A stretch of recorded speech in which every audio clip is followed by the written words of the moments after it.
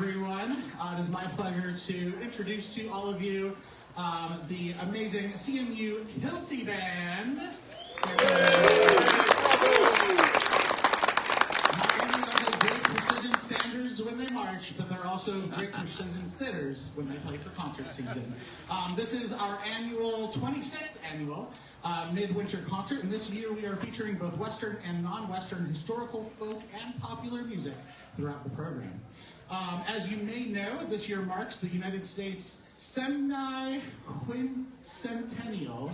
I had to look that up, that word, semi-quincentennial, which commemorates the 250th anniversary of the signing of the Declaration of Independence. So we appropriately started the program with an American fanfare.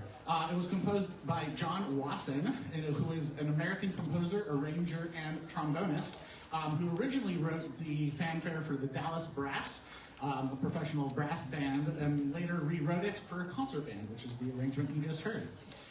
We now move on to a piece that reflects the heritage of the mountain settlers of Kentucky, that reaches back to their Scottish and English roots of generations past. This arrangement includes settings of 5 tunes, which you'll see the names of those tunes in your program, that were collected by travelers through the region in the early part of the 20th century. This is the 2-movement piece, Songs of Old Kentucky.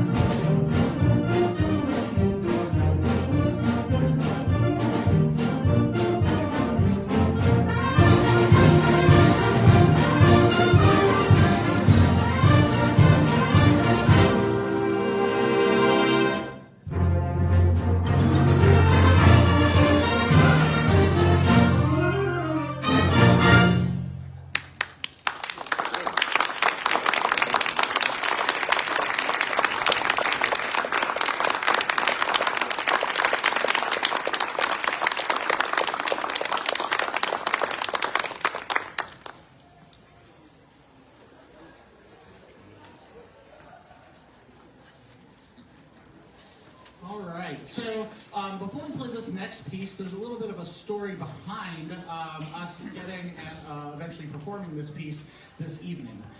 Bridging Cultures Through Music is an initiative that started this past summer that aims to share a comprehensive approach to American band programs and music through both practical instruction and cultural education. And Camilo, our percussion instructor in the back, let's hear it for Camilo. All right, Camilo.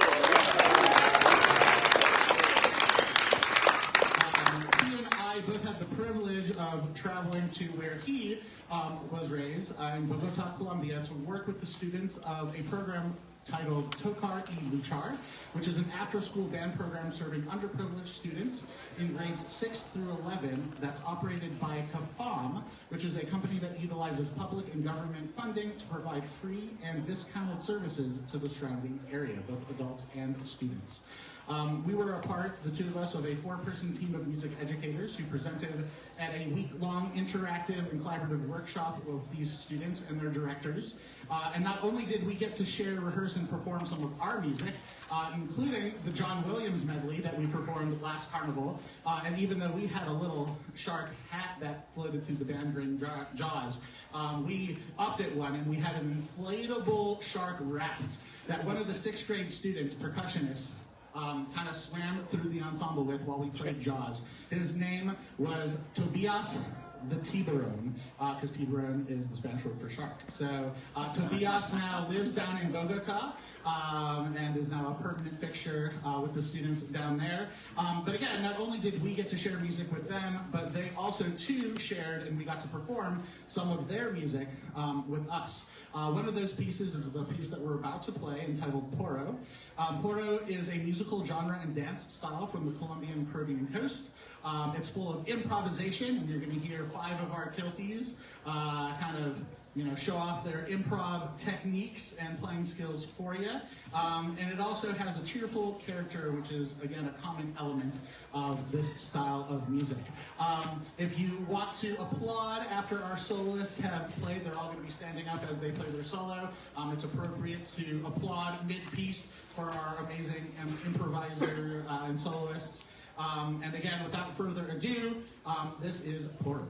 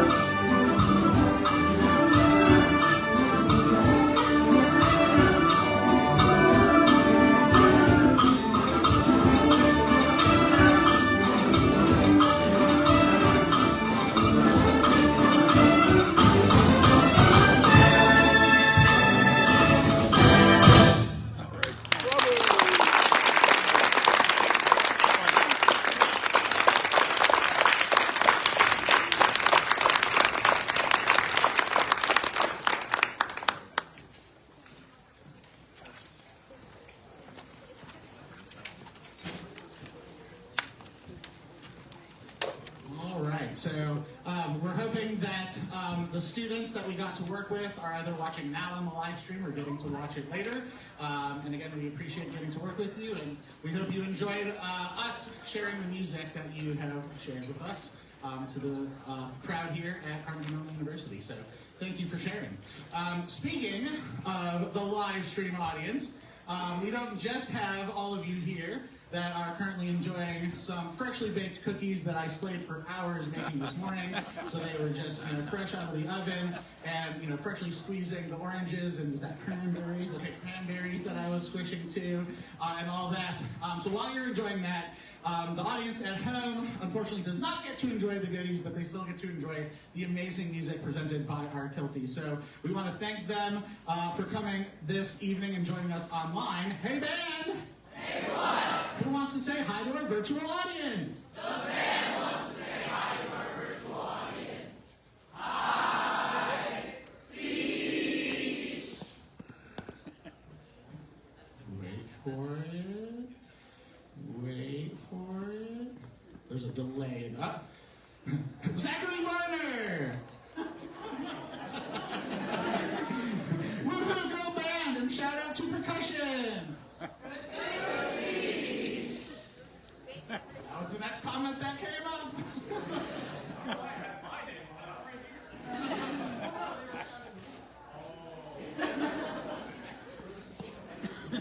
All right, so moving on. Next, we take a musical journey over to Eastern Europe, where Klezmer music originated in the villages and ghettos of the area. This next piece combines three traditional Klezmer dance tunes, a wedding dance, a Jewish circle dance, and a German shepherd's dance that are artfully arranged for concert band by Philip Sparke. This is a Klezmer carnival to get us in carnival spirit that's happening just 2 months away.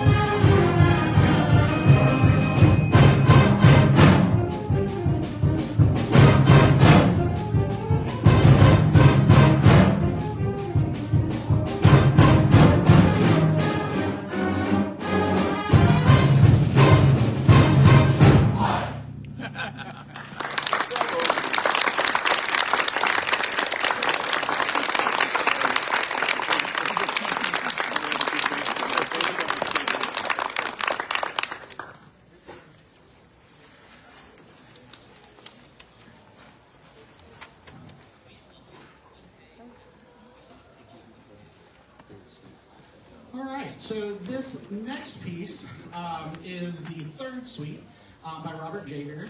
He did write a first and second suite, but the first and second suite of Holst is a little bit more well-known than his first and second. But his third suite is a twist on 3 traditional music forms, and we're going to be presenting 2 of those for you today.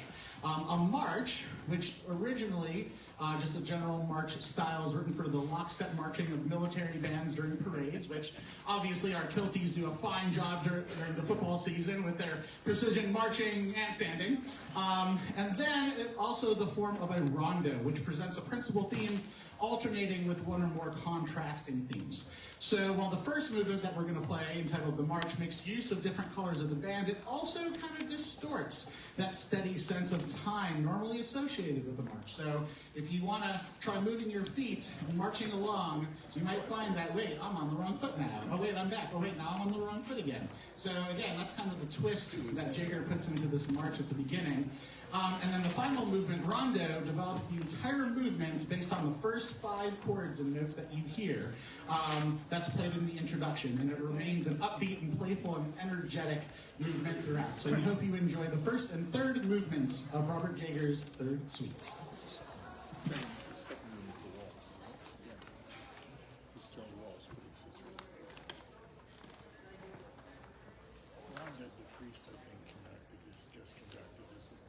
I think Jeremy was there when I played this.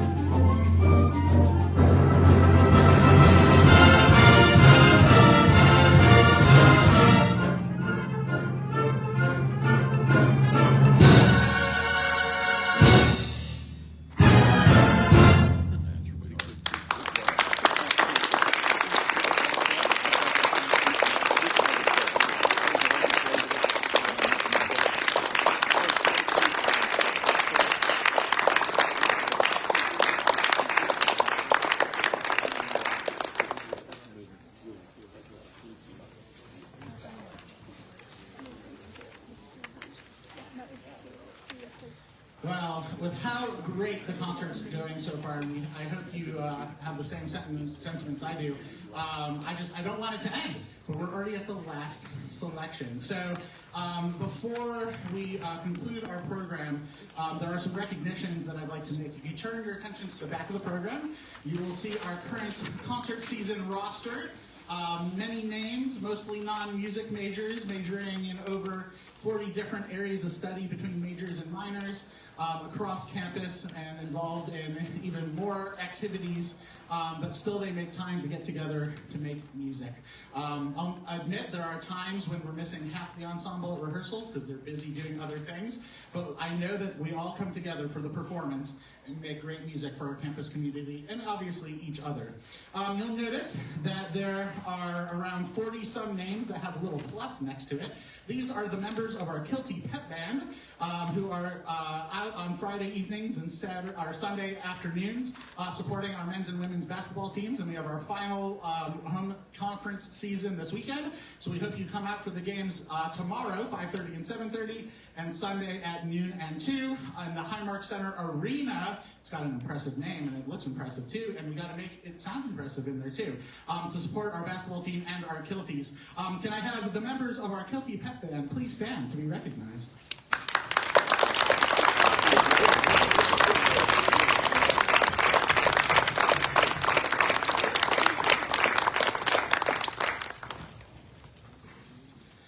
The next group is a smaller group, but actually the biggest group we've had for this occasion.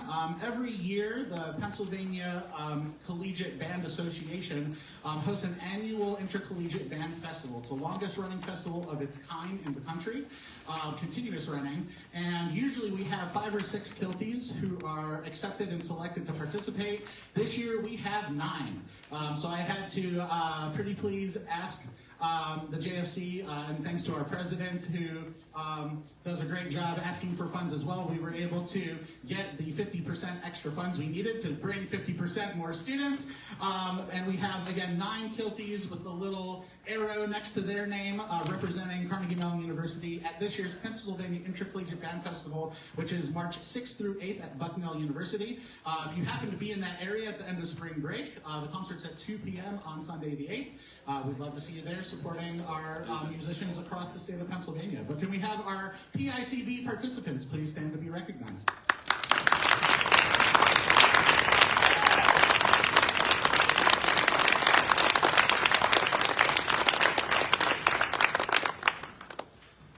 All right. Next, you'll see at the bottom of the center column is a group of individuals who I always need to make sure I recognize because they are the ones that really help me do what I need to do for the band successfully, but they even go above and beyond their normal responsibilities to make sure that their fellow students and Kilties get the best experience possible day in and day out, whether it's at a rehearsal, performance, and even time in between, giving of their time and energy and efforts to make sure this band runs smoothly. And this is our Kiltie Band officer team. Can I please have our current 2025-2026 band officers please stand to be recognized?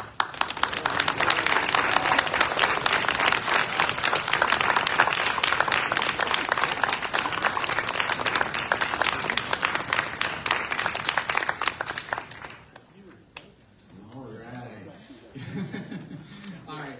Next, there are a couple other individuals in leadership positions that have been very essential to running this band as well. Just like an athletics team has an offensive coaching staff and defensive and special teams and all that, well, we have a very special team in the back of the band called our percussion section. And they have 2 amazing individuals that help out with logistics and moving equipment, making sure everyone has a part to play, because with 12 percussionists and a lot of band music only written for 4 players, you've got to keep them busy, or who knows what they're going to get into. That's right. So I'd first like to recognize our current percussion captain, Dia, if you want to stand and be recognized.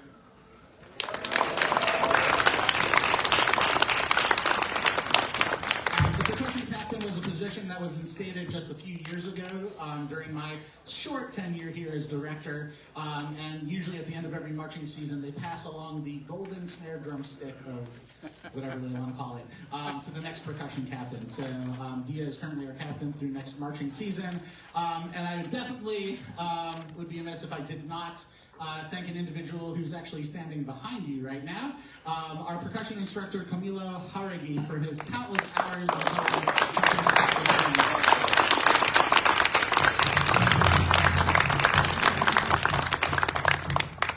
I appreciate your patience as I go through these lists of individuals to thank. Obviously, I want to thank all of you for coming out and supporting live music here at Carnegie Mellon University. It's because of all of you that gives us purpose in what we do, not just for each other, but for those that we can share our talents and passion of music making with. So we really thank all of you for coming out and supporting live music.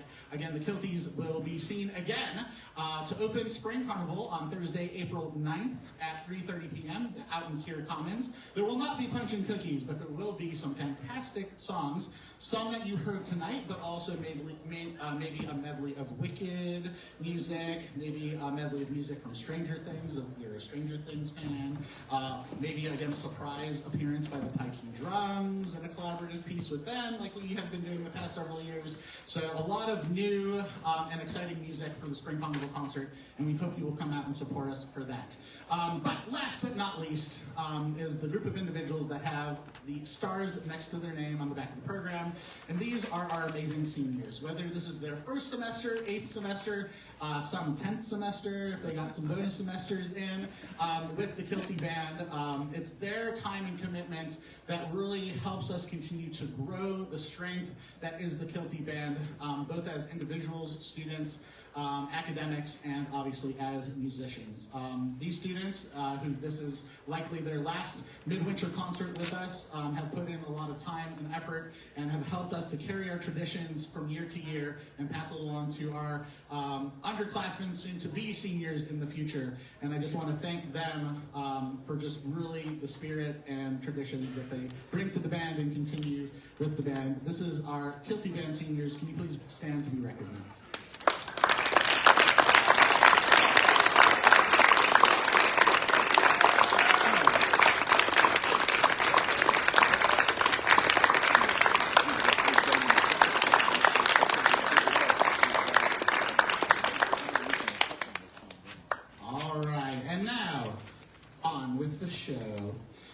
Written to sound as if it belonged on stage at a vaudeville performance in the 1920s that featured diverse, family-friendly acts like comedians, musicians, and trained animals, this piece that we're about to play has all three. The composer writes a disclaimer for us. Combining the form of a galop with ragtime harmonies and rhythms, no rubber chickens were harmed in its creation. And I would like to add, and hopefully its performance as well. We hope you enjoy, by Randall Standridge, the great Rubber Chicken Galop in true Kiltie fashion.